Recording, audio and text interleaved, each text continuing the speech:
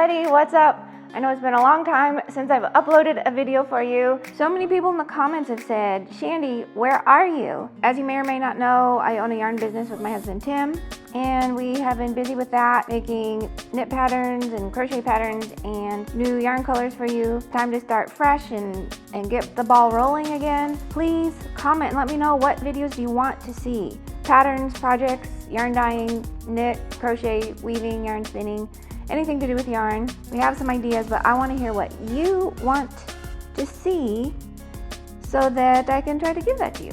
I want to show you today how to work the magic loop method. I had an old video showing how to do this, but it was one of my first ones and it was pretty bad.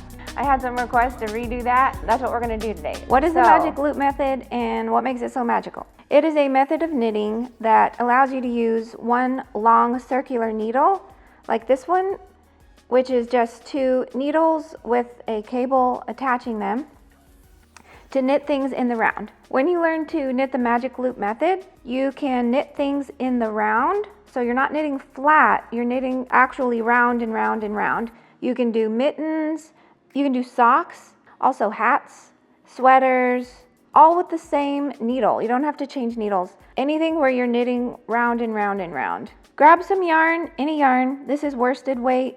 You'll need a long cable needle. This one is 40 inches. I found that the longer the better. It makes it less fiddly. You can use 32 inches long. You can get away with 24, but it starts to get pretty fiddly. So if you can get a 32 or even a 40-inch long cable needle, that's going to be best to learn. You're going to begin by casting on a random number of stitches. To make it a little easier today, I recommend an even number. I'm going to start with 20 stitches. So pull up a good length of yarn, boop, boop, about 20 inches.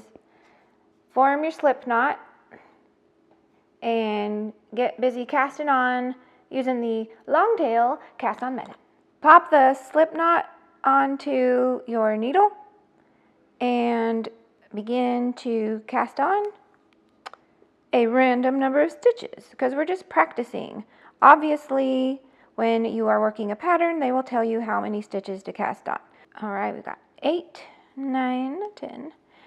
And if you are a newbie, and this is way too fast for you, I do have other videos showing all of this broken down for you.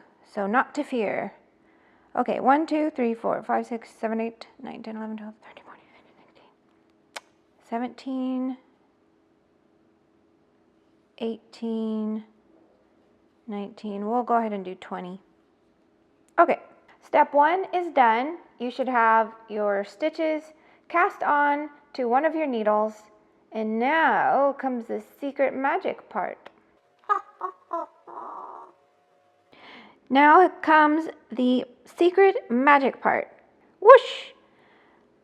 Push your stitches onto the cable needle, about in the middle of the cable, and then find the center.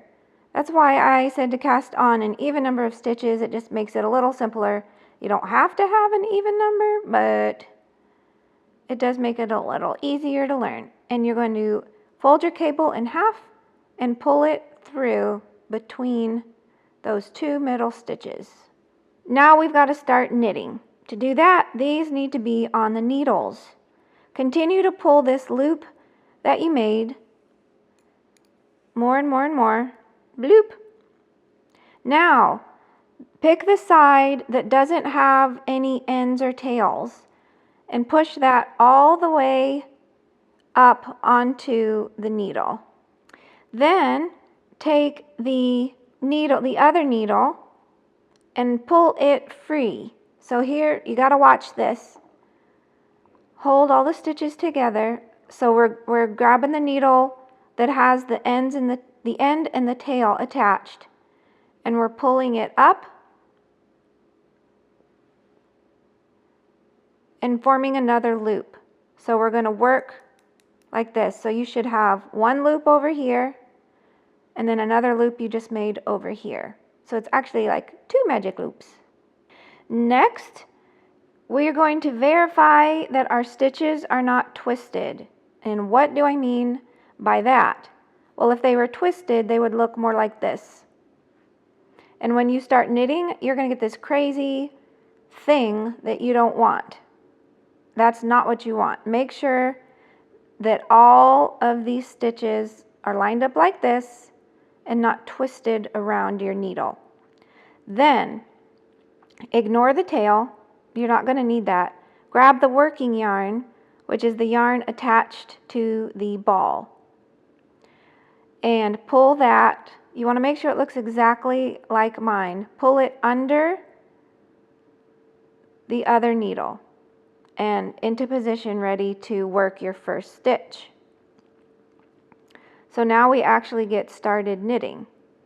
Once you have this setup going on, you begin to knit. So real simple, knit the stitches that are on the needle, just all the way across. Don't worry about the stitches on the cable right now, because obviously you can't knit them. They're on the cable. But I'm going to show you how to do those in a minute. Now, this is one of those methods that you're probably looking at thinking, oh my God, it's so hard, my brain is exploding. But don't worry, because once you've done it once or twice, it will become like second nature. So don't not try it just because it looks a little complex. You can do it. Here's what I like to do at this point. Don't even let go of the working yarn at all. You can just keep it in your hand, wrap it up and over like so, and then switch sides so that you're holding the needle with the freshly knitted stitches in your left hand. Then take this cable and start shoving it down through the unknit stitches, and go ahead and slide those up onto that needle. Next, pull the back needle free to form another loop. Pull, pull, pull, pull. Pull it out and form a loop over there. And guess what? Ha ha! You're ready to knit again. Then you knit the stitches on this needle.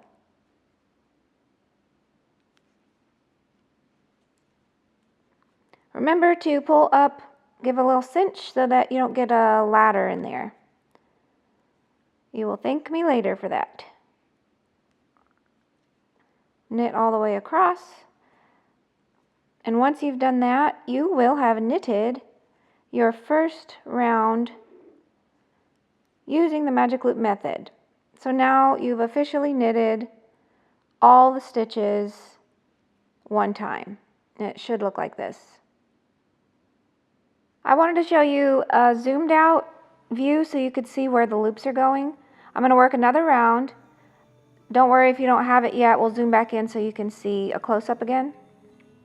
Alright, so this yarn comes over. We pull this cable up. All these stitches are getting now put on that needle. The needle with the stitches on it gets pulled to form another loop. And then we knit.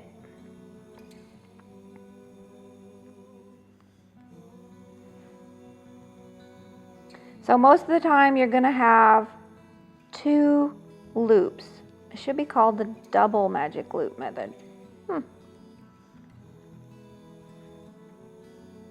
You'll have, yeah, like 2 little puppy dog ears hanging off the sides. Oops. Alright, so those 10 stitches are knitted again.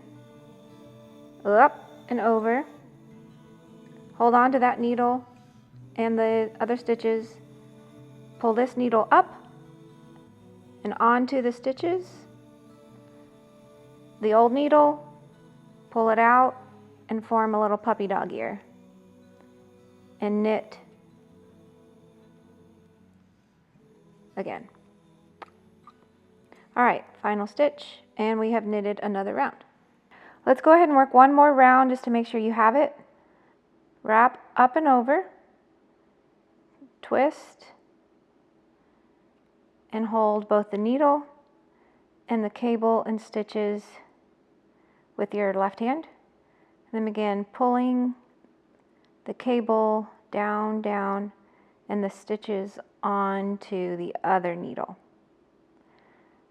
Grab the old needle, pull it up, and you're going to swoop it around to form a loop, a little puppy ear. And then you're ready to begin knitting the stitches on this needle.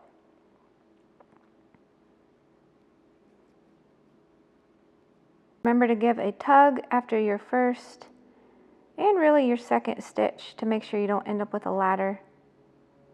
And continue knitting across.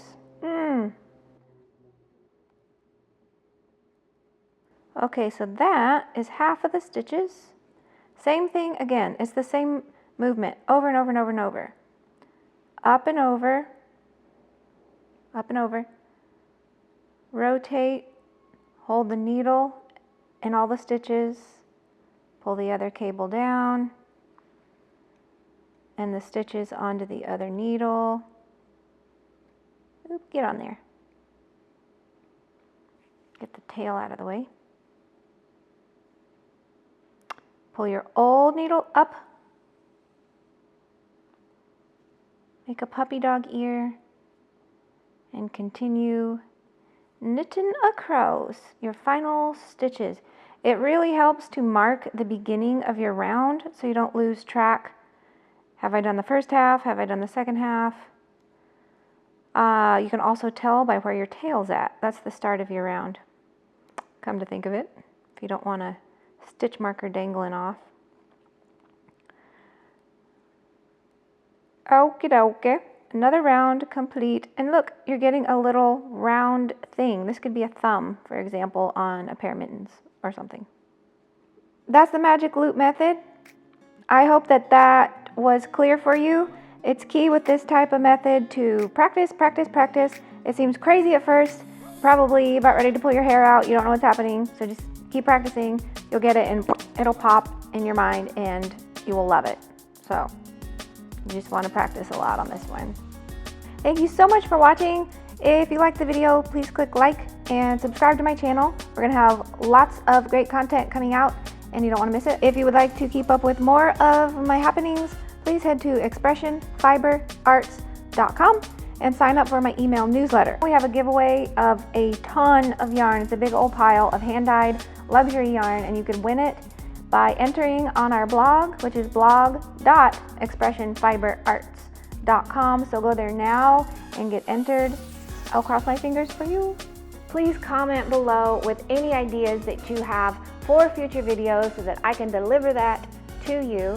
Have a great day, and I'll catch you next time.